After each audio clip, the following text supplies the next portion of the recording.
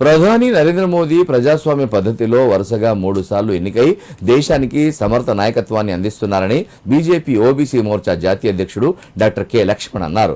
రాష్ట్రపతి, ఉపరాష్ట్రపతి పదవులతో పాటు మహిళలకు కీలక బాధ్యతలు అప్పగించడం ద్వారా సామాజిక న్యాయానికి బీజేపీ ప్రభుత్వం కట్టుబడి ఉందని ఆయన పేర్కొన్నారు.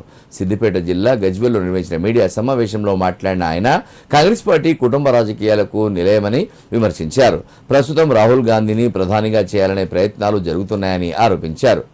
తెలంగాణలో బీఆర్ఎస్ పాలనలో అవినీతి పెరిగిందని ఆయన ఆరోపించారు. అలాగే ఆర్టికల్ 370 రద్దు, రామమందిర నిర్మాణం, ట్రిపుల్ తలాక్ రద్దు వంటి కీలక నిర్ణయాలకు కాంగ్రెస్ పార్టీ అడ్డుపడిందని విమర్శించారు. ఒకే దేశం ఒకేసారి ఎన్నికల ప్రతిపాదనను కూడా కాంగ్రెస్ వ్యతిరేకిస్తుందని అన్నారు. మహిళా రిజర్వేషన్ బిల్లును తప్పకుండా అమలు చేస్తామని, భవిష్యత్తులో యూనిఫామ్ సివిల్ కోడ్ను కూడా తీసుకువస్తామని లక్ష్మణ్ స్పష్టం చేశారు. ఏ మత్స్యకారులు అయితే ఇవాళ మరి చెరువులను నమ్ముకొని, సముద్రాన్ని నమ్ముకొని జీవితం గడుపుతున్నారో వాళ్ళకు ఇవాళ వారి పనిముట్ల కోసం మహిళలైతే 60%, మగవాళ్లకు 50% సబ్సిడీ. ₹1 పెట్టి నావ కొంటే 50 లక్షల సబ్సిడీ. ఆ రకంగా ఈ వర్గాలను వాళ్ళ యొక్క మరి అభ్యున్నతి కోసం పాటుపడుతున్నారు మోదీ గారు. ఈరోజు మనం చూసాం, ఈరోజు నరేంద్ర మోదీ గారు ఏ పని తలపెట్టినా అడ్డుపడే కాంగ్రెస్ పార్టీ ఇవాళ ప్రజలు.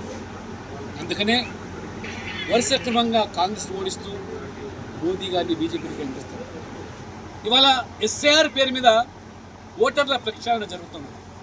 దొంగ ఓట్లను ఎత్తివేయాలి, డూప్లికేటు లేదా మరి ట్రాన్స్ఫర్ ఓట్లను తీసేయాలి అని వాళ్ళ రాజ్యాంగం చెబుతూ ఉంటే, రాజ్యాంగ ప్రక్రియలో భాగంగా ఎన్నికల సంఘం చేస్తూ ఉంటే రోహింగ్యాల ఓట్లు, బంగ్లాదేశ్ల ఓట్లు గగ్గోలు పెడుతున్నారు ఇవాళ కాంగ్రెస్, మజ్లిస్.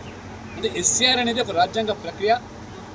స్వాతంత్రం వచ్చిన తర్వాత అనేక పర్యాయాలు ఈ ఎస్ఐఆర్ ప్రక్రియ 10 సంవత్సరాలు జరగాలని రాజ్యాంగంలో సూచించబడింది. మోదీ ప్రభుత్వం దాన్ని కొనసాగిస్తే అది ప్రజాస్వామ్య విరుద్ధం.